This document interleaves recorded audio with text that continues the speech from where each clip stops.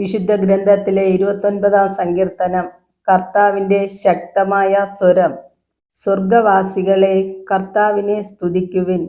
മഹത്വവും ശക്തിയും അവിടുത്തേതെന്ന് പ്രഘോഷിക്കുവിൻ. കർത്താവിന്റെ മഹത്വപൂർണമായ നാമത്തെ സ്തുതിക്കുവിൻ. വിശുദ്ധ വസ്ത്രങ്ങൾ അണിഞ്ഞ് അവിടുത്തെ ആരാധിക്കുവിൻ. കർത്താവിന്റെ സ്വരം ജലരാശിക്കു മീതെ മുഴങ്ങുന്നു. ജലസഞ്ചയങ്ങൾക്ക് മീതെ മഹത്വത്തിന്റെ ദൈവം ഇടിനാദം മുഴക്കുന്നു. കർത്താവിന്റെ സ്വരം ശക്തി നിറഞ്ഞതാണ്. അവിടുത്തെ ശബ്ദം പ്രതാപമുറ്റതാണ്.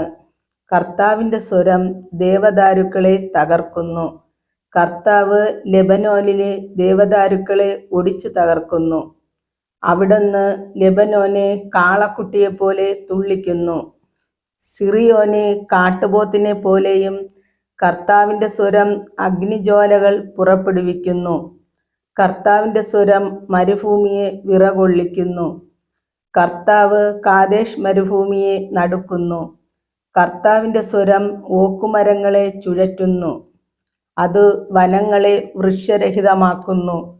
അവിടുത്തെ ആലയത്തിൽ മഹത്വം എന്നെല്ലാവരും പ്രഘോഷിക്കുന്നു. കർത്താവ് ജലസഞ്ചയത്തിനുമേൽ സിംഹാസനസ്ഥനായിരിക്കുന്നു. അവിടുന്ന് എന്നേക്കും രാജാവായി സിംഹാസനത്തിൽ വാഴുന്നു.